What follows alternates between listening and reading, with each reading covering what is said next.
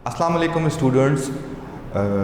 हम अपनी तमाम तर चीज़ें यहाँ पर जो है वो मूव कर रहे हैं ऑनलाइन की तरफ, क्योंकि आपको पता है कि एक ग्लोबल पैंडमिक सिचुएशन है जिसकी वजह से लर्निंग एक्टिविटीज़ जो हैं वो सारी चेंज हो रही हैं और ऑनलाइन की तरफ मूव कर रही हैं। तो यूनिवर्सिटी के अकॉर्डिंग टू यूनिवर्सिटी नोटिफिकेशंस हमें भी जो है वो अब इन चीज़ों को अडॉप्ट करना था, और उसके साथ साथ फिर हमने जो है वो आपके लिए एक पोर्टल डिज़ाइन किया जिसमें हम आपको लेक्चर्स प्रोवाइड कर रहे हैं, कंप्लीट वीडियो लेक्चर्स आपको प्रोवाइड कर रहे हैं, क्योंकि हमारे पास यहाँ पर कुछ डिफरेंट प्रॉब्लम्स हैं स्टूडेंट्स के, कनेक्टिविटी के और पावर फेलियर्स के। तो उसको हमने नज़र में रखते हुए हमने यहाँ पे अपने लेक्चर्स को टाइम बाउंड से जो है वो फ्री कर दिया है, और आपको तमाम लेक्चर्स हम यहाँ पे फ्रॉम द बिगनिंग, यानी आपका इसमें रिवीजन भी काउंट हो जाएगा और नया जो टॉपिक है आपको पढ़ना है उसमें वो भी जो है वो यहाँ पे इन्वॉल्व हो जाएगा, और ये सब लेक्चर्स आपको जो है वो आपको यूट्यूब पे जो है वो अवेलेबल होंगे। जब आप इन लेक्चर्स को गो थ्रू करेंगे, इनसे आप प्रैक्टिस करेंगे, एक्सरसाइजेस करेंगे, और इसमें कोई इशू आता है तो वी आर हेयर, ठीक है जी। हम आपके प्रॉब्लम्स को, जो हमारे ग्रुप्स बने हुए हैं, हम आपको उसमें एड्रेस करेंगे जो भी आपके इश्यूज़ हैं। ये हमारा कोर्स जो है मैथमेटिक्स का कोर्स है, ठीक है, और इसमें हमारा ये फर्स्ट सेशन है जिसके अंदर हम बेसिक्स के ऊपर जो है वो बात करेंगे, और बेसिक्स से रिलेटेड चीज़ों को पहले डिस्कस करेंगे, देन फिर we will move towards the exercise. तो जो हमारी मैथमेटिक्स की जो बेसिक्स हैं वो स्टार्ट होती हैं कहाँ से? वो स्टार्ट होती हैं हमारी रियल नंबर सिस्टम से। रियल नंबर सिस्टम हमारे पास क्या होता है? जितने भी आपके पास नंबर्स हैं, जो कैलकुलेशन में हम नंबर्स यूज़ करते हैं, ठीक है जी, वो सारे हमारे किस में आते हैं? वो सब हमारे जो है वो काउंट होते हैं हमारे रियल नंबर्स के अंदर। अब रियल नंबर्स जो हैं वो डिवाइड किए जाते हैं किसके अंदर? रियल नंबर्स जो हैं वो डिवाइड किए जाते हैं रैशनल नंबर्स में और इर्रेशनल नंबर्स में। जो पहली बेसिक डिवीजन है वो क्या है आपके पास? That is rational numbers and irrational numbers. Rational numbers कौन से होते हैं आपके पास? रैशनल नंबर्स वो होते हैं कि जो आपके पास फ्रैक्शंस में भी होते हैं और होल नंबर्स में भी होते हैं, ठीक है। बट जो फ्रैक्शन में वैल्यूज़ होंगी उनका डिनोमिनेटर जो होता है, जो वैल्यू फ्रैक्शन में नीचे लिखी जाती है, वो नॉन ज़ीरो वैल्यू होती है। यानी आपके पास रैशनल नंबर्स जो होंगे वो रैशनल नंबर्स जो है वो होल नंबर की फॉर्म में, यानी जैसे लाइक 5, ठीक है जी, हो सकता है, या आपके पास जो है वो समझ लें आप, ये हो जाएगा 6/3, ठीक है जी। ये आपके पास सारे क्या हैं? ये आपके पास दे आर रैशनल नंबर्स।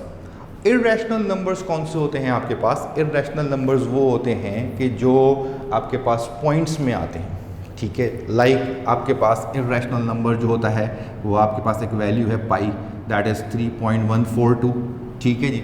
3.142 पाई की वैल्यू जो है वो आपको पता है कि एक सर्कमफेरेंस और डायमीटर का डिवीजन है, और उससे जो है वो आपकी पाई की वैल्यू निकलती है। जब भी आप इसकी आसान जो पहचान है इर्रेशनल नंबर्स की, वो क्या है कि जब आप कैलकुलेटर के ऊपर कोई भी डिवीजन में वैल्यू लिखते हैं, अब आप साइंटिफिक कैलकुलेटर्स अगर इस्तेमाल करते हैं, तो जो अब मॉडर्न साइंटिफिक कैलकुलेटर्स हैं जिसमें नेचुरल डिस्प्ले आता है, जिसमें आप फ्रैक्शंस लिख सकते हैं। अगर आप किसी भी फ्रैक्शन को लिखकर आप इक्वल्स टू का बटन दबाते हैं, तो कुछ वैल्यूज़ ऐसी होती हैं कि जो आपको फ्रैक्शन में ही आंसर देती हैं, ठीक है, और कुछ वैल्यूज़ ऐसी होती हैं कि जब आप उसको डिवाइड करते हैं तो वो आपको पॉइंट्स में आंसर देता है, ठीक है।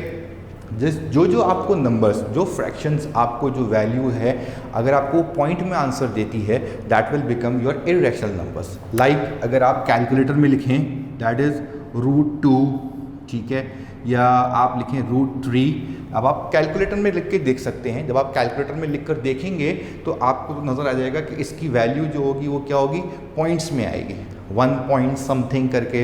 अगर आप √3 का लेते हैं या √5 का लेते हैं तो वो पॉइंट्स में आंसर आएगा।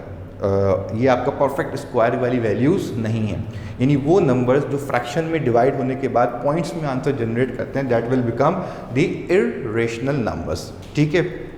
अच्छा, जब हमारे पास जो है वो इर्रेशनल नंबर्स के अंदर क्या होता है? जब हमारे पास इर्रेशनल नंबर्स को हम फर्दर और डिवाइड करते हैं तो it will become integers and non integers, ठीक है।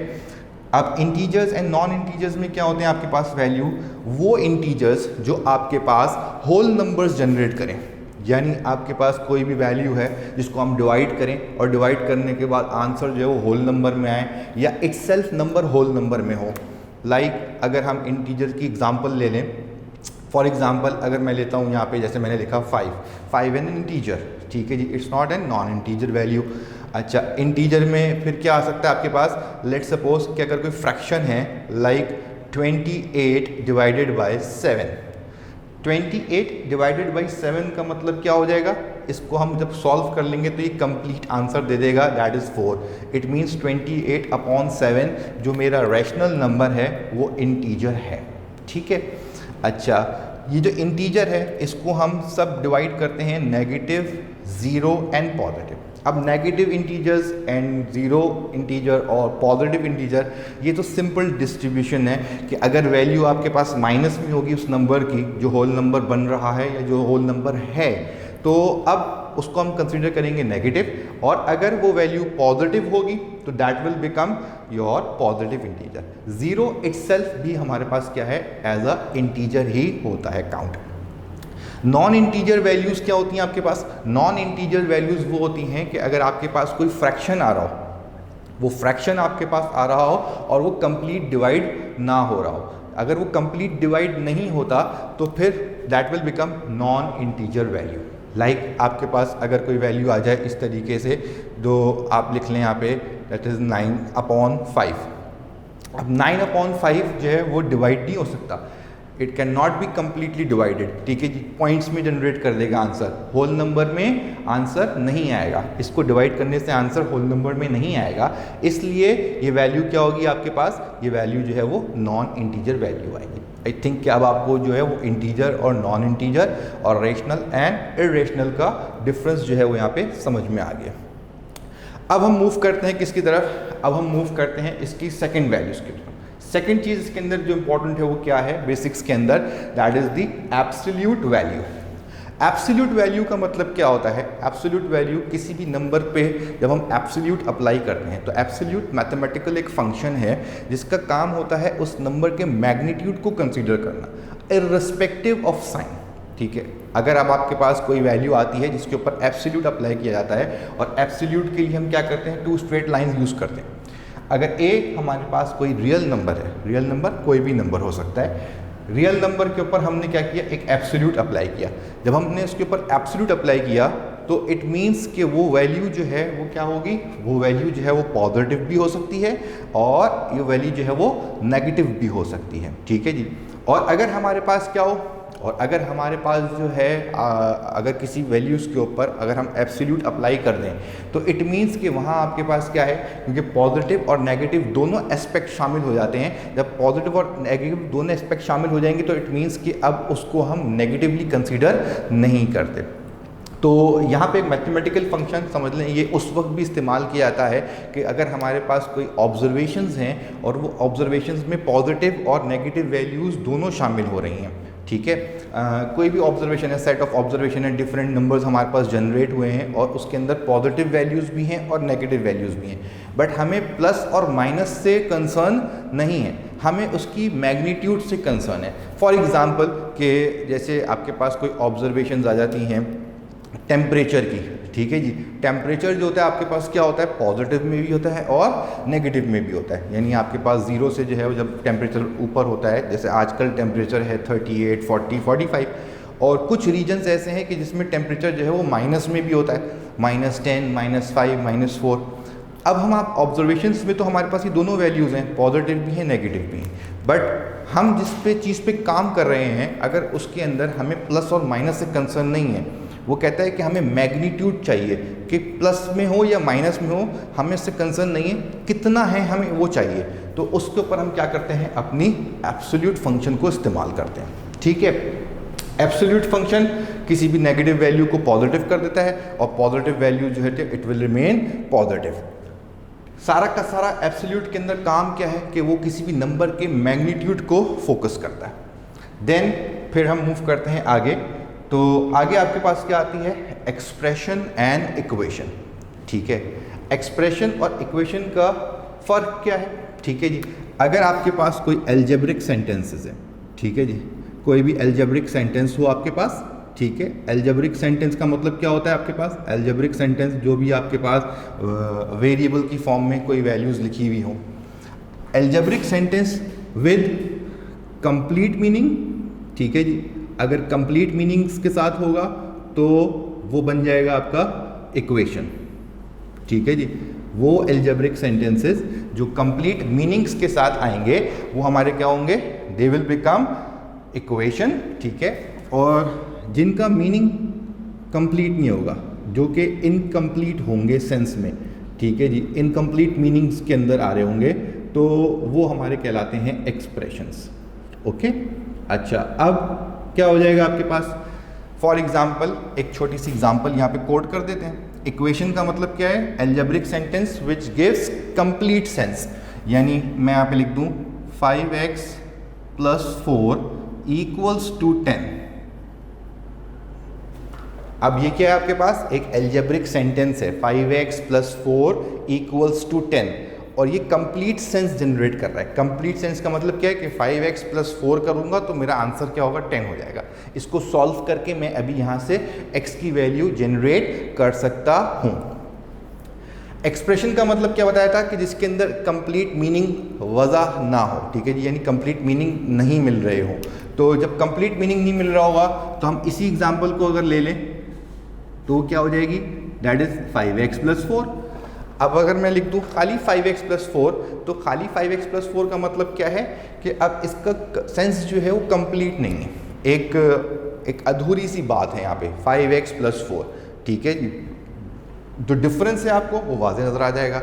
यानी जब इक्वालिटी आ जाती है तो कंप्लीट सेंस बन जाता है, और जब इक्वालिटी नहीं आती तो इट मीन्स कि वहाँ पे वो चीज़ क्या कहलाएगी, वो आपकी कहलाएगी दैट इज़ द एक्सप्रेशन। अच्छा, अब ये जो इक्वालिटी है इसी के अंदर हमारे पास एक और चीज़ आती है, इनइक्वालिटी भी आ जाती है। ठीक है जी, less than equals to, greater than and greater than equals to. तो जहाँ पे हमें उसका सवाल हम देखेंगे तो हम उसको फिर वहाँ पे मज़ीद एक्सप्लेन करेंगे इनइक्वालिटी को भी। ठीक है जी, इनइक्वालिटी जहाँ पे यानी लेस देन और ग्रेटर देन का सिंबल इस्तेमाल होता है वो भी आपके पास कंप्लीट मीनिंग दे रहे होते हैं। ठीक है, एक्सप्रेशन इक्वेशन के बाद जो हमारे पास टॉपिक आगे बढ़ता है जब, तो हमारे पास चीज़ आती है पॉलिनोमियल एक्सप्रेशन। ये जो अब एक्सप्रेशन हमने देख लिया, एक्सप्रेशन का मतलब क्या है कि ऐसा एल्जेब्रिक सेंटेंस जो कि कंप्लीट मीनिंग जनरेट ना कर रहा हो। ठीक है, तो जो एक्सप्रेशन होते हैं बेसिकली उसके अंदर कॉम्बिनेशन होती है दो चीज़ों की, और वो दो चीज़ों की कॉम्बिनेशन क्या है, एक वेरिएबल और एक कांस्टेंट। कांस्टेंट आपके पास क्या होते हैं, कांस्टेंट का मतलब होता है कि अगर आपके पास एक्सप्रेशन में कोई नंबर आ रहा हो तो नंबर जो होता है वो इटसेल्फ एक वैल्यू होती है और वो चेंज नहीं होती। जैसे यहाँ हमने लिखी एक्सप्रेशन में वैल्यू 4, अब क्या है आपके पास, 4 जो है वो कांस्टेंट वैल्यू है, 4 चेंज नहीं हो सकती। ठीक है, और दूसरी चीज़ आपके पास क्या थी इस एक्सप्रेशन में, दैट इज़ 5x। ये जो 5x था, x में हमारे पास क्या हो जाएगा, x हमारे पास वेरिएबल टर्म है। अब वेरिएबल की इनपुट्स क्या होती हैं, वेरिएबल का मतलब ही क्या है, जो चेंज हो जाए, वेरिएबल का मतलब चेंजेबल हो जाए। अब x की इनपुट दूंगा, अगर मैं x1 लूँगा तो 5 × 1 5 रहेगा, और जब मैं x को 2 कर दूंगा, x की इनपुट 2 करूँगा तो 5 × 2 इट विल बिकम 10। इनपुट 3 करूँगा x की तो 5 × 3 = 15। तो वेरिएबल क्या कर रहा है, वेरिएबल वैल्यू को चेंज करता रहता है। ठीक है, इंस्पाइट ऑफ के आपके पास यहाँ पर जो कांस्टेंट 4 था, कांस्टेंट 4 चेंज नहीं हुआ, कांस्टेंट 4 जो है वो वही रहेगा। x1 लूँगा तो 5 × 1 5 हो जाएगा, x2 करूँगा तो 5 × 2 10 हो जाएगा, x3 करूँगा तो 5 × 3 15 हो जाएगा। बट इन तीनों कंडीशंस में जो हमारे पास कांस्टेंट 4 था, कांस्टेंट 4 हमारे पास चेंज नहीं होगा। ठीक है, तो पॉलिनोमियल एक्सप्रेशंस क्या हो गए आपके पास, that is the combination of variable and constant. उसके लिए हमने एक एग्जांपल भी यहाँ पे लिखी, that is 5x² y - 10x³ + 75। अब यहाँ पे हमारे पास क्या है, एक पॉलिनोमियल एक्सप्रेशन मैंने लिखी जिसके अंदर 3 टर्म्स हैं, और 3 टर्म्स के अंदर हमारे पास क्या आ रहा है, 2 में वेरिएबल्स हैं और एक में सिर्फ नंबर आ रहा है 75। दे हमारे पास क्या होगा, कांस्टेंट कंसीडर किया जाएगा। अब जो पॉलिनोमियल्स होते हैं उसको हम कैसे डिस्ट्रीब्यूट करते हैं, अगर पॉलिनोमियल में एक वैल्यू आ रही हो, एक टर्म आ रही हो, अगर एक वैल्यू या एक टर्म है सिर्फ, तो उसको हम नाम देते हैं मोनोमियल का नाम देते हैं। ठीक है जी। मोनोमियल का मतलब क्या है कि जब किसी भी पॉलिनॉमियल कंसीडरेशन के अंदर एक टर्म आ रही हो। लाइक मैं आपसे कहूँ 5x अगर मैं सिर्फ कहता हूँ तो इट मीन्स कि ये मेरे लिए मोनोमियल है। ठीक है। बाइनोमियल मीन्स क्या हो जाएगा कि पॉलिनॉमियल के अंदर हमारे पास दो टर्म्स इन्वॉल्व हों। ठीक है जी। तो जैसे 5x प्लस 4 हमारे पास क्या है, ये बन जाएगी हमारी बाइनोमियल, क्योंकि इसके अंदर दो टर्म्स आ रही हैं। देन उसके बाद अगर हमारे पास तीन टर्म्स आ जाएं, जैसे मैंने यहाँ लिखा हुआ है 5x² माइनस 10x³ प्लस 75, तो अब ये जो है आपके पास क्या हो गई, ये हमारे पास जो है वो ट्राइनोमियल की कंडीशन हो गई। अब ये यहाँ पे आके लिमिट नहीं होती, आपके पास एक्सप्रेशंस ऐसे होते हैं कि वो इससे भी ज़्यादा वैल्यूज़ में आ रहे होते हैं, इससे ज़्यादा टर्म्स में भी आ रहे होते हैं। जब हमारे पास 3 से ज़्यादा टर्म्स इन्वॉल्व हो जाएं तो हम उसको जनरल वे में क्या कहते हैं, उसको हम जनरल वे में पॉलिनॉमियल कहते हैं। ठीक है। तो ये आपके पास क्या है, ये आपके पास जो है वो एक्सप्रेशन, और एक्सप्रेशन के बाद जो आपकी डिस्ट्रीब्यूशन थी वो आपके पास क्या आ गई, पॉलिनॉमियल एक्सप्रेशन। कितनी वाज़ेह चीज़ों में हो सकते हैं, सिंगल टर्म को हम कहते हैं मोनोमियल, अगर दो टर्म्स आ जाएं तो वो बाइनोमियल हो जाएंगी, तीन टर्म्स हो जाती हैं तो ट्राइनोमियल, और अगर तीन से ज़्यादा टर्म्स आ जाएँ तो हमारे पास क्या होगा, वो मिल जाएगा आपका पॉलिनॉमियल सिचुएशंस में। ठीक है। अच्छा, अब हम इसके बाद जो चीज़ करेंगे, डिग्री ऑफ पॉलिनॉमियल, एक आपके पास है 2x³ minus 4x² plus x minus 10, और दूसरा यहाँ पे हम ले लेते हैं 4x² y³ minus 6xy 5 plus 2xy, और इसके अंदर हम पॉलिनॉमियल की एडिशन एंड सब्ट्रैक्शन और मल्टीप्लिकेशन एंड डिवीजन पे जाएंगे। अच्छा, उसके बाद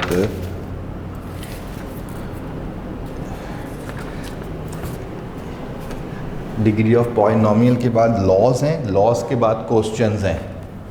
ठीक है जी। तो ये हमारे पास क्या है, लॉज ऑफ एक्सपोनेंट। ठीक है जी।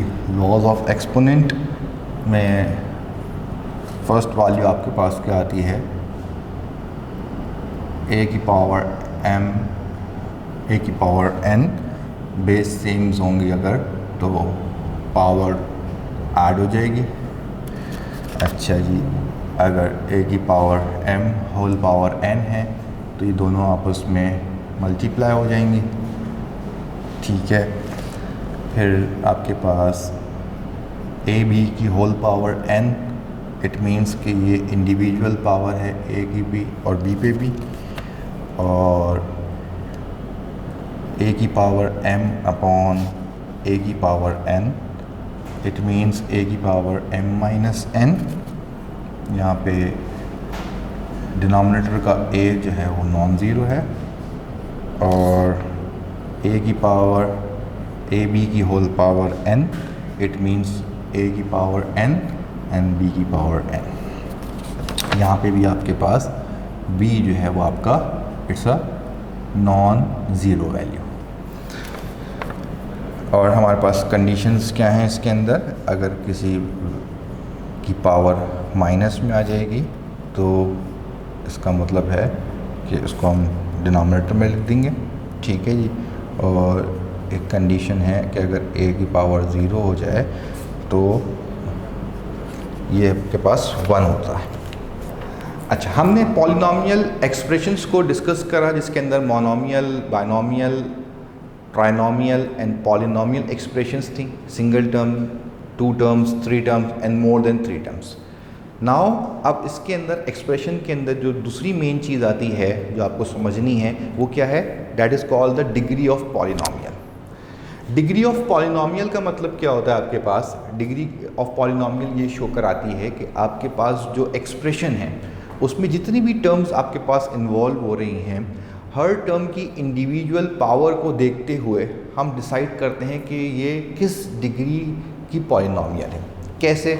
जैसे हमने यहाँ पे डिग्री ऑफ पॉलिनोमियल के अंदर दो एग्जांपल्स आपके लिए लिखी। पहली एग्जांपल में क्या लिखा हमने? एक्सप्रेशन लिखा 2x³ minus 4x square plus x minus 10। अब इस डिग्री ऑफ पॉलिनोमियल को फाइंड करने के लिए जो मैंने एक्सप्रेशन यहाँ पे लिखी है, इस एक्सप्रेशन में मेरे पास 4 टर्म्स आ रही हैं। अब डिग्री ऑफ पॉलिनोमियल फाइंड करने के लिए हमें देखनी है कि हर टर्म में जो वेरिएबल इन्वॉल्व हो रहा है उसकी पावर क्या है। तो अगर हम यहाँ पे देखें, पहली टर्म जो हमारे पास इस्तेमाल हो रही है उसमें वेरिएबल x है और उस वेरिएबल की पावर कितनी है? 3। ठीक है जी, पहली पावर हो गई 3। दूसरी टर्म आपके पास जो है 4x स्क्वायर, उसके अंदर वेरिएबल है x और उसकी पावर है 2, तो दूसरी पावर हो गई 2। तीसरा वेरिएबल x है, जब इस x का मतलब क्या हो जाएगा कि इसके ऊपर कोई पावर शो नहीं कर रही, तो इसका मतलब इसकी पावर है 1। ठीक है जी, और लास्ट में आपके पास कांस्टेंट आ रहा है। कांस्टेंट मींस कि वहाँ पे वेरिएबल की पावर क्या हो जाएगी? वहाँ वेरिएबल की पावर होगी 0। ठीक है, अगर अब मुझे यहाँ पे डिग्री आइडेंटिफाई करनी है तो इस एक्सप्रेशन के अंदर हमारे पास क्या है?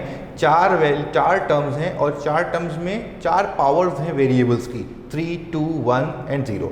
तो मैक्सिमम पावर क्या हो गई आपके पास? यहाँ पर मैक्सिमम पावर हो गई 3। तो इट मीन्स यहाँ आपके पास ये जो होगा, it will become 3rd degree of polynomial. ठीक है जी, ये बन जाएगी हमारे पास 3rd डिग्री। इसी की तरह अगर हम दूसरी एग्जांपल को देखते हैं तो दूसरी एग्जांपल में हमारे पास क्या है? 3 टर्म्स इन्वॉल्व हो रही हैं। ये 3 टर्म्स जो इन्वॉल्व हो रही हैं, हर टर्म के अंदर 2-2 वेरिएबल्स आ रहे हैं। जब हमारे पास 2-2 वेरिएबल्स आ रहे होते हैं तो तब इसको हम देखेंगे। फर्स्ट टर्म हमारे पास क्या है? 4x square y³। 4x square y³ का मतलब ये जो फर्स्ट टर्म है इसके अंदर 2 वेरिएबल्स आ गए, एक वेरिएबल x और एक वेरिएबल y। वेरिएबल x की पावर है 2, वेरिएबल y की पावर है 3। अगर मैं इन दोनों की पावर टोटल करूं तो पहली टर्म की पावर हो जाएगी 5। ओके, अब हम आते हैं दूसरी टर्म पे। जब हम दूसरी टर्म पे आएंगे तो दूसरी टर्म हमारे पास क्या है? 6xy की पावर 5। इट मीन्स कि यहाँ आपके पास क्या हो गया? एक वेरिएबल x, एक वेरिएबल y है। x वेरिएबल की पावर 1 है और y वेरिएबल की पावर 5। इन दोनों की पावर टोटल करेंगे तो कितना हो जाएगा आपके पास? इन दोनों की पावर का टोटल आ जाएगा 6। अब आ जाते हैं थर्ड टर्म के ऊपर। थर्ड टर्म के ऊपर x और y, इनके ऊपर कोई पावर नहीं है। इट मीन्स कि इनकी पावर क्या होगी? इनकी पावर 1 होगी। तो 1 और 1 कितनी हो जाएगी इसकी टोटल पावर? थर्ड टर्म की टोटल पावर हो जाएगी 2। इसका मतलब क्या हो गया कि पहले टर्म की टोटल पावर है 5, दूसरी टर्म की टोटल पावर है 6 और तीसरी टर्म की टोटल पावर है 2। तो अब इस एक्सप्रेशन के हिसाब से अगर मुझे डिग्री ऑफ पॉलिनोमियल आइडेंटिफाई करना है तो जो सबसे बड़ी पावर है वो क्या आ रही है आपके पास? 6। तो it means it is a 6th degree polynomial. ठीक है जी, अब 6 डिग्री पॉलिनोमियल का मतलब क्या होता है वो आपकी यहाँ पे नीड नहीं है। हमें तो सिर्फ डिग्री ऑफ पॉलिनोमियल को आइडेंटिफाई करना सीखना है। आगे हम जो क्वेश्चन करेंगे उसके अंदर आइडेंटिफिकेशन आ सकती है, बट इसके अंदर जो इसकी रीजनिंग है वो इस लेवल पे आपको रीजनिंग की रिक्वायरमेंट नहीं है। फिर फर्दर एक्सप्रेशन, पॉलिनोमियल एक्सप्रेशन के अंदर ही हम क्या करेंगे, अभी जो हमने आगे काम करना है इस सेशन के अंदर वो addition and subtraction polynomial expression की और इनकी मल्टीप्लिकेशन और डिवीजन करनी है। ठीक है, जब हम इनकी एडिशन सब्ट्रैक्शन करते हैं और मल्टीप्लिकेशन और डिवीजन की तरफ मूव करेंगे तो उससे पहले हमें जो है कुछ लॉज ऑफ एक्सपोनेंट को भी अंडरस्टैंड करना पड़ेगा। जब हम लॉज ऑफ एक्सपोनेंट को अंडरस्टैंड करेंगे तो फिर हम इसकी एक्सरसाइज की तरफ मूव कर सकते हैं। तो अब हम स्टार्ट करते हैं लॉज ऑफ एक्सपोनेंट। हमारे पास स्टैंडर्डाइज कुछ 5 लॉज ऑफ एक्सपोनेंट्स हैं। वो लॉज ऑफ एक्सपोनेंट्स क्या होते हैं आपके पास कि अगर आपके पास बेस सेम हो, ठीक है जी, अगर आपके पास बेस सेम होगी तो पावर्स ऐड हो जाएंगी। बेस सेम का मतलब क्या है? a की पावर m, a की पावर n। इन दोनों की बेस सेम है तो इनकी पावर्स क्या हो जाएंगी? ऐड हो जाएंगी। अच्छा, दूसरा लॉ ऑफ एक्सपोनेंट क्या कहता है कि अगर किसी भी पावर के ऊपर होल पावर अप्लाई की जाए, जैसे यहाँ पे शो किया है a की power m whole power n। It means कि अब यहाँ पे क्या हो जाएगा कि जब मैं इसको सॉल्व करूँगा तो ये दोनों पावर्स आपस में मल्टीप्लाई हो जाएंगी। थर्ड लॉ ऑफ एक्सपोनेंट क्या कहता है कि अगर मेरे पास कोई दो टर्म्स हैं उनके ऊपर होल पावर अप्लाई हो रही है तो इट मीन्स कि वो दोनों पे अप्लाई होगी individually. A B whole power n, इसको कैसे शो किया, a की पावर n b की पावर n इंडिविजुअली अलग अलग करके शो कर दिया। देन उसके बाद आपके पास फोर्थ क्या कहता है कि अगर आपके पास बेस सेम है और डिवीजन में वैल्यूज आ रही हैं तो वो दोनों आपस में क्या हो जाएंगी, सब्ट्रैक्ट हो जाएंगी। जैसे फर्स्ट में आपके पास बेस सेम थी, मल्टीप्लिकेशन थी तो पावर्स ऐड हो गई। अगर बेस सेम है और डिवीजन होगी तो वो आपके पास क्या होंगी, सब्ट्रैक्शन में चली जाएगी। और कंडीशन क्या होगी कि जो आपके पास डिनोमिनेटर में वैल्यू आपके पास a की आ रही है वो नॉन ज़ीरो वैल्यू होगी। ठीक है। फिफ्थ रूल क्या कहता है आपके पास, जैसे आपके पास होल पावर दो टर्म्स मल्टीप्लाई होती हैं और उनके पर होल पावर इंडिविजुअली डिस्ट्रीब्यूट होती है, इसी तरह अगर कोई दो टर्म्स डिवाइड हो रही होंगी तो उनकी होल पावर भी वैसे ही डिवीजन में भी क्या होगा, इंडिविजुअली डिस्ट्रीब्यूट हो जाएगी। a की पावर n अलग और b की पावर n अलग। ठीक है। इसकी कंडीशन में भी क्या है कि ये डिनोमिनेटर वाली वैल्यू है वो ज़ीरो नहीं होनी चाहिए, क्योंकि आपको पता है कि अगर कभी भी कैलकुलेशन के अंदर ज़ीरो डिनोमिनेटर में आ जाता है तो इन्फिनिटी की तरफ चला जाता है। अगर आप कभी भी कैलकुलेटर के अंदर कोई भी चीज़ डिवाइड करें उसको बल्कि डिवाइड बाय ज़ीरो करके चेक कर लें, जब आप डिवाइड बाय ज़ीरो करके चेक करेंगे तो वो मैथ एरर दे देगा। ठीक है जी, या किसी कैलकुलेटर में वो कह जाएगा कि इन्फिनिटी का सिंबल बना हुआ आ जाएगा। तो डिनोमिनेटर में आपके पास क्या है, ज़ीरो नहीं होना चाहिए। ओके। अच्छा, दो इसमें और कंडीशंस हैं जो आप सॉल्व करेंगे क्वेश्चन तो उसके अंदर आपको जहन में रखना होगा। अगर किसी वेरिएबल की पावर या किसी नंबर की पावर नेगेटिव में आ जाए, यानी आपके पास ये जो पावर है ये इंटीजर वैल्यू है, इंटीजर वैल्यू जो है आपके पास क्या हो, माइनस में आ रही हो, तो उसको पॉजिटिव करने के लिए, सॉल्व करने के लिए अगर मुझे उसको पॉजिटिव करना है तो मैं क्या करूँगा, उसका फ्रैक्शन चेंज कर दूँगा। फ्रैक्शन चेंज करने का मतलब क्या है कि नॉर्मल नंबर जो होता है वो न्यूमरेटर में होता है। ठीक है जी, जब मैं इसका फ्रैक्शन चेंज करूंगा तो ये क्या होगा, ये डिनोमिनेटर में चला जाएगा। जब ये डिनोमिनेटर में चले जाएगा तो अब इसके ऊपर जो साइन माइनस का था वो साइन माइनस का नहीं रहेगा। ठीक है जी, माइनस का साइन इस पे से ख़त्म हो जाएगा। अगर इसी तरीके से कोई वैल्यू, अगर आपके पास कोई वैल्यू ऐसे हो कि जो डिनोमिनेटर में माइनस में आ रही हो और मुझे इसको सॉल्व करने के लिए क्या करना है, पॉजिटिव करना है, तो मुझे क्या करना पड़ेगा, इसका फ्रैक्शन चेंज करना पड़ेगा। ये जो डिनोमिनेटर में वैल्यू थी ये अगर मैं न्यूमरेटर में शिफ्ट करूंगा तो इसकी नेगेटिव साइन जो है पावर की वो क्या हो जाएगी, पॉजिटिव से चेंज हो जाएगी। ठीक है। अच्छा, उसके बाद एक और कंडीशन क्या है आपके पास, किसी भी नंबर पे अगर पावर ज़ीरो आ जाए, वेरिएबल हो या नंबर हो, तो इट विल बिकम वन। ये एक जनरल रूल है आपके पास कि आपके पास कोई भी वेरिएबल की पावर आ जाए, लेट सपोज अगर मैं यहाँ पे लिख दूँ 576, ठीक है जी, और इसकी पावर दे दूँ, एक नंबर लिखा मैंने 576 और उसकी पावर मैंने क्या कर दी, ज़ीरो, तो इसका मतलब क्या हो जाएगा कि ये पूरी टर्म जो है वो हमारे पास 1 के बराबर है, यानी इसकी वैल्यू क्या है, 1 है। किसी भी वेरिएबल या किसी भी नंबर की पावर अगर ज़ीरो हो जाती है तो अब क्या होगा आपके पास, वो वैल्यू क्या बन जाएगी आपके पास, वो वैल्यू हो जाती है 1, चाहे वो कोई वेरिएबल के ऊपर पावर ज़ीरो हो या किसी नंबर के ऊपर पावर ज़ीरो हो। तो डिग्री ऑफ पॉलिनोमियल और लॉज ऑफ एक्सपोनेंट्स करने के बाद अब हम जो है वो एक्सप्रेशन के रिलेटेड जो क्वेश्चंस हैं जिसके अंदर हमारे पास एडिशन है, सब्ट्रैक्शन है, मल्टीप्लिकेशन है, डिवीजन है, अब हम जो है वो उसकी तरफ मूव कर रहे हैं। हमने degree of polynomial and laws of exponents को कवर किया। अब हम सेक्शन A2 की एक्सरसाइज के कुछ सवाल यहाँ पर जो है वो कर रहे हैं, जिससे आपको जो है वो लॉज ऑफ एक्सपोनेंट्स और जो पॉलिनोमियल की एडिशन सब्ट्रैक्शन है वो थोड़ी सी यहाँ पर क्लियर हो जाएगी। क्वेश्चन नंबर 1 हमने लिया यहाँ पे, that is a cube, a square और a। अगर हम इसको सॉल्व करते हैं तो इसको सॉल्व करने के लिए अब हमारे पास क्या होगा, हमने पहला लॉ क्या पढ़ा था, हमने पहला लॉ ये पढ़ा था कि अगर हमारे पास बेस सेम होती हैं तो हमारे पास पावर्स क्या हो जाएंगी, ऐड हो जाएंगी, यानी a की पावर 3, a की पावर 2 और a, it will become, base same है, 4a एक बेस को शो कर रहे हैं तो अब एक सिंगल a लिखा जाएगा। फर्स्ट a की पावर 1, दूसरे a की पावर 3, तीसरे a की पावर 2 और फोर्थ ए की पावर 1। तो यहाँ आपके पास जो रिजल्ट जनरेट हो जाएगा, इट विल बिकम 3 + 1 4, 4 + 2 6 + 1 7। तो ये हमारे पास क्या हो जाएगा इसका आंसर। ये बेसिक सॉल्यूशन है कि जब हमारे पास क्या हो, जब हमारे पास बेस सेम होती हैं तो पावर्स ऐड हो जाती हैं। Now moving to question number 2। ठीक है, क्वेश्चन नंबर 2 हमारे पास है 2x² whole square divided bye 2 × x²। अब हम क्या कर रहे हैं, क्योंकि हमने वहाँ पे जो लॉज ऑफ एक्सपोनेंट अभी डिस्कस किए हैं, हमने देखे हैं, उसके अंदर तो हमने 5 लॉज को डिस्कस किया है।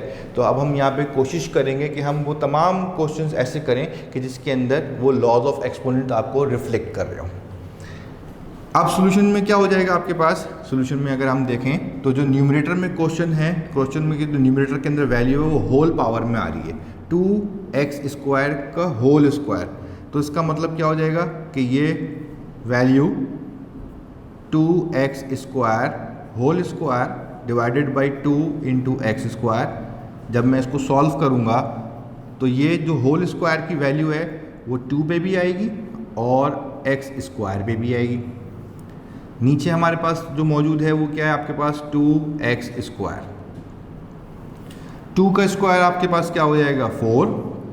और जब हमारे पास क्या होगा, जब हमारे पास पावर के ऊपर पावर आ जाती है, यानी एक पावर के ऊपर ब्रैकेट के ऊपर एक और पावर आ जाए, तो वो दोनों आपस में क्या हो जाएंगी, सब मल्टीप्लाई हो जाएंगी। तो ये 2 × 2 पावर क्या हो जाएगी 4 डिवाइडेड बाय नीचे आपके पास मौजूद है 2x²। अब यहाँ आपके पास क्या हो जाएगा, इसको आप पता है कैंसिल कर सकते हैं, 2 × 1 = 2, 2 = 4। ओके, और ये दोनों वेरिएबल्स आपके पास क्या हो गए सेम। जब ये वेरिएबल सेम हो गए तो इट मीन्स यहाँ आपके पास क्या हो जाएगा, वेरिएबल एक दफ़ा लिखा जाएगा और इनकी पावर्स को सबट्रैक्ट कर देंगे। बेस सेम होती है, मल्टीप्लिकेशन के अंदर क्या होती है, बेस सेम के अंदर जब बेस सेम होगी तो मल्टीप्लिकेशन में पावर्स ऐड हो जाती हैं, और जब बेस सेम होती है डिवीजन में पावर्स सबट्रैक्ट हो जाती हैं। तो इसका आंसर हमारे पास क्या आ जाएगा 2x²। देन फिर हम मूव करते हैं, ये हो गया आपके पास बेसिक लॉज ऑफ एक्सपोनेंट्स, जिसके अंदर हमने जो है वो बेस सेम पावर ऐड को भी देख लिया, होल पावर को भी देखा और हमने डिवीजन को भी देखा। अब हम आते हैं एक्सप्रेशंस के एडिशन और सब्ट्रैक्शन की तरफ। तो थर्ड क्वेश्चन हम लेते हैं ऐसा जिसके अंदर हमारे पास एक्सप्रेशन की एडिशन सब्ट्रैक्शन शो हो रही हो। 2m² - 3m plus 4m² plus 2m minus m² plus 6। अब यहाँ आपके पास क्या है, अब एक्सप्रेशन की हम एडिशन एंड सब्ट्रैक्शन को फॉलो करेंगे। तो अब सॉल्व करने के लिए हमने क्या किया, इनके ब्रैकेट्स को ओपन किया। तो ये तो 2m² minus 3m as it is रहेगा, प्लस इंटू प्लस प्लस रहेगा 4m² plus plus plus 2m minus plus minus m² minus plus minus 6। जब हम पॉलिनॉमियल एक्सप्रेशन को ऐड सब्ट्रैक्ट करते हैं तो हमेशा याद रखें आप कि सेम पावर सिर्फ ऐड और सब्ट्रैक्ट हो सकती हैं। ठीक है जी, पावर सेम नहीं होगी तो वो टर्म एक साथ तो लिखी जा सकती है बट उसको हम ऐड सब्ट्रैक्ट नहीं कर सकते। तो मैं पहले एक पावर वाली टर्म्स को एक जगह कर लेता हूँ, 2m², फिर दूसरी वैल्यू क्या है 4m², फिर एक और वैल्यू है -m², और फिर मैं m की वैल्यूज़ को एक साथ लिखता हूँ -3m प्लस 2m और बचेगा -6। 1 2 3 4 5 6 टर्म्स और 1 2 3 4 5 6 टर्म्स। इन 6 टर्म्स को मैंने क्या कर दिया, मैंने रीअरेंज करके लिखा। जब मैंने रीअरेंज करके लिखा तो पहले m² की वैल्यूज़ आ गई, फिर m आ गया और फिर 6। अब 2 + 4 6, 6 - 1 इट विल बिकम 5m²। जब प्लस माइनस करते हैं तो पावर्स पे कोई फ़र्क नहीं पड़ता, उनके कोफिशिएंट्स जो हैं वो प्लस माइनस हो जाएंगे। -3 + 2m, -3m + 2m, तो माइनस प्लस क्या हो जाएगा -3 - 1, 1 बच जाएगा और साइन बड़े नंबर की रहेगी क्योंकि माइनस था, तो इट विल बिकम -m और 6 जो कांस्टेंट वैल्यू है वो एज इट इज़ रहेगी। अब यहाँ आप देख रहे हैं कि ये m स्क्वायर अपनी जगह पर है और m अपनी जगह पर है। ये m स्क्वायर और m आपस में क्या होगा, सब्ट्रैक्ट नहीं हो सकता। ये साथ तो लिखा जा सकता है बट ये आपस में सब्ट्रैक्ट नहीं होगा, यानी 5m स्क्वायर माइनस m, तो ये 4 नहीं हो सकता। इस चीज़ को अपने दिमाग में रखिएगा कि जब भी एडिशन सब्ट्रैक्शन होती है एक्सप्रेशन की, तो उसमें हमारे पास क्या होगा, उसमें हमारे पास जो है वो values according to power add subtract होती हैं, ठीक है जी। और अगर पावर मैच नहीं करेगी तो साथ लिख दिया जाएगा बट उसके अंदर उसको मिलाया नहीं जाएगा, यानी उसको ऐड और सब्ट्रैक्ट प्लस माइनस करके शो नहीं किया जाएगा बट उसको सिर्फ साथ साथ लिखा जाएगा। नाउ एडिशन सब्ट्रैक्शन के बाद पॉलिनोमियल एक्सप्रेशंस की मल्टीप्लिकेशन देख लेते हैं। अगर हमारे पास एक टर्म है एक्स स्क्वायर वाई, इसको मल्टीप्लाई करना है x square minus 2xy plus y square के साथ। अब जब मैं इसको सॉल्व कर रहा हूँ तो क्या आ जाएगा आपके पास, ये term x square minus y bracket की तीनों टर्म से इंडिविजुअली मल्टीप्लाई होगा, ठीक है जी। जब ये इंडिविजुअली तीनों से मल्टीप्लाई होगी तो ये एक्स स्क्वायर वाई जो है वो एक्स स्क्वायर से मल्टीप्लाई हो जाएगा, एक्स स्क्वायर वाई फिर 2xy से मल्टीप्लाई होगा, एक्स स्क्वायर वाई फिर वाई स्क्वायर से मल्टीप्लाई होगा। तो इसका मतलब क्या हो जाएगा, अगर मैं इसको थोड़ा डिटेल में लिखूं तो एक्स स्क्वायर वाई मल्टीप्लाई हो जाएगा एक्स स्क्वायर के साथ, फिर minus x square y multiply होगा 2xy के साथ, plus x square y multiply हो जाएगा वाई स्क्वायर के साथ। ये एक्सप्लेन करने के लिए हमने आपको यहाँ पर लिख के दिखाया है कि इसको इंडिविजुअली मल्टीप्लाई करना है। अब ये जो दो टर्म्स मल्टीप्लाई हो रही हैं इसमें x की बेस सेम है तो इनकी पावर्स ऐड हो जाएंगी। जब इनकी पावर ऐड हो जाएगी तो क्या बन जाएगी 4 और y एज इट इज़ रहेगा, क्योंकि x और y आपस में मिल नहीं सकता, सिर्फ मिलाकर लिखा जा सकता है। फिर ये रहेगा माइनस 2 1 2, x की बेस सेम है तो पावर 2 और पावर 1, तो पावर x की बन जाएगी 3, y इंटू वाई तो y की पावर 1 प्लस 1 बन जाएगी 2, प्लस यहाँ आपके पास क्या हो जाएगा x square as it is रहेगा, y into y square will become y cube, y की पावर 1 y की power 2 base same, power add हो जाएगी तो आपके पास क्या हो जाएगा, आंसर आ जाएगा आपके पास x की power 4y minus 2x cube y square plus x square y cube. जब आपके पास कुछ इस तरह का क्वेश्चन आता है तो आप इसको डायरेक्टली भी सॉल्व कर सकते हैं। हमने यहाँ पे आपको क्या कर दिया है, इसको आपने डिस्ट्रीब्यूट करके दिखाया। अच्छा, अब हमारे पास क्या है, हमारे पास मल्टीप्लीकेशन विथ 2 वेरिएबल ब्रैकेट्स को सॉल्व करना है, यानी फिफ्थ वन आपके पास क्या आ जाएगा, फिफ्थ वन आपके पास है x माइनस 5, फिफ्थ क्वेश्चन आपके पास x माइनस 5 और x माइनस 6। जब हम इसको सॉल्व करेंगे तो अभी हमने लास्ट क्वेश्चन लिया था, उसके अंदर क्या था, लास्ट क्वेश्चन में हमारे पास जो था वो सिंगल वैल्यू थी जो उससे मल्टीप्लाई हुई थी, ठीक है जी, इस ब्रैकेट से। यहाँ हमारे पास दो ब्रैकेट्स हैं और इटसेल्फ इन दोनों के अंदर दो दो टर्म्स आ रही हैं, तो इसका मतलब क्या हो जाएगा, अब मुझे इन दोनों ब्रैकेट्स को आपस में मल्टीप्लाई करने के लिए एक ब्रैकेट को ओपन करना पड़ेगा और दूसरे ब्रैकेट से इसको मल्टीप्लाई करना पड़ेगा। x को मैंने ओपन किया x माइनस 6 और फर्स्ट ब्रैकेट के x को ओपन करके रखा, उसको मल्टीप्लाई किया, x माइनस 6 थे, रिमेनिंग बचा माइनस 5, उसको मल्टीप्लाई कर दिया x माइनस 6 के साथ। अब जब मल्टीप्लाई करेंगे x into x, base same में पावर ऐड हो जाएंगी तो it will become x square plus minus minus 6 into x, इनको मिला के लिख देंगे 6x, minus plus minus 5 into x that is 5x, minus minus plus 6 into 5 into 6 will become 30। तो अब अल्टीमेट आंसर क्या बन जाएगा, एक्स स्क्वायर सिंगल है तो एक्स स्क्वायर हमारे पास चेंज नहीं होगा, ठीक है जी, और it will become minus 5x minus 6x minus minus plus होके 11x बन जाएगा, ठीक है जी, प्लस 30 इंडिविजुअल वैल्यू है तो 30 इंडिविजुअल वैल्यू जो है वो हमारे पास चेंज नहीं रहेगी, ठीक है जी। लास्ट क्वेश्चन हमारे पास क्या है, जो मल्टीप्लिकेशन के बाद सिक्स्थ क्वेश्चन हमारे पास that is related to the division value, यानी 8 हमने क्वेश्चन लिया है 8a cube b square c minus 4a square b cube and c square divided by 4 a square b and c. जब हमारे पास कोई सिंगल मोनोमियल फैक्टर से किसी चीज़ को हम डिवाइड करते हैं तो हम सबसे पहले स्टेप में क्या करते हैं उसको, क्योंकि ये 4a स्क्वायर बी सी जो है वो इस फर्स्ट टर्म के साथ भी है, सेकंड टर्म के साथ भी है, तो पहले स्टेप में हम क्या करते हैं इन दोनों को इंडिविजुअली डिनोमिनेटर की फॉर्म में लिख देते हैं। 4a स्क्वायर बी और सी माइनस ये हो जाएगा 4a square b cube c square divided by 4a square b and c. क्योंकि सिंगल वैल्यू अगर किसी एक वैल्यू दो चीज़ों के नीचे अगर शो करी जा रही है तो इसका मतलब है ये दोनों के नीचे मौजूद है। ठीक है, जब हम इसको कैंसिल आउट करते हैं तो अब क्या हो जाएगा 4 और 8, 4 1 ज़ा 4 2 ज़ा 8।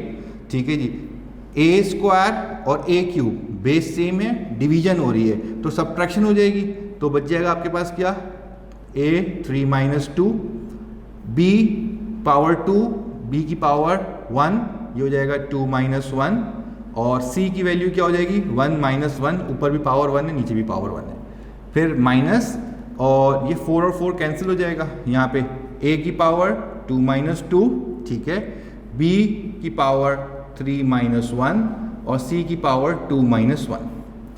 तो अल्टीमेटली आपके पास सॉल्व करने के बाद क्या बचेगा 3 माइनस 2 पावर 1 बच जाएगी। ठीक है जी, इधर आपके पास b की पावर क्या थी, b की पावर 2 थी, नीचे b की पावर 1 थी, तो b की पावर 2 माइनस 1 1 बच जाएगी।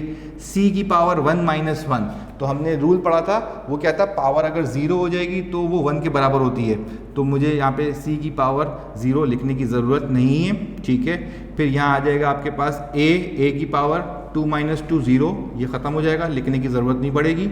b की वैल्यू आ जाएगी 2 और c की वैल्यू आ जाएगी 2 माइनस 1 1, ये हो जाएगा मेरा आंसर। ये बेसिक सोल्यूशन है और ये जो मैंने आपको यहाँ पे सॉल्व करके दिखाया है, ये सॉल्व करके दिखाने का मकसद ये है कि आपको समझ में आ जाए कि हमने इसको कैसे सॉल्व किया है। इसको आपने यहाँ पे शो कराने की आपको ज़रूरत नहीं है। जब आपके पास ये क्वेश्चन आता है तो इसके अंदर आप इसको क्या करते हैं, डायरेक्टली सॉल्व करते हैं। जब आप इसको डायरेक्टली सॉल्व करेंगे तो आप फर्स्ट स्टेप लिखने के बाद इसके आंसर की तरफ मूव कर देंगे। ये जो आपके पास सेकंड स्टेप मैंने आपको यहाँ पे शो किया है वो आपको सिर्फ समझाने के लिए शो किया है कि जो आपके पास लॉज ऑफ एक्सपोनेंट काम करते हैं वो किस तरीके से काम करते हैं।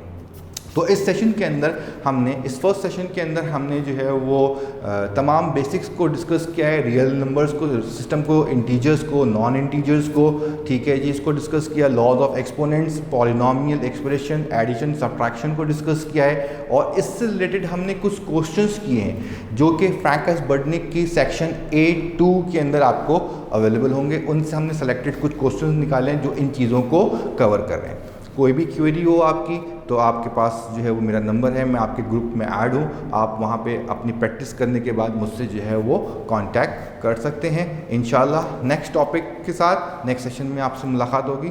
Thank you.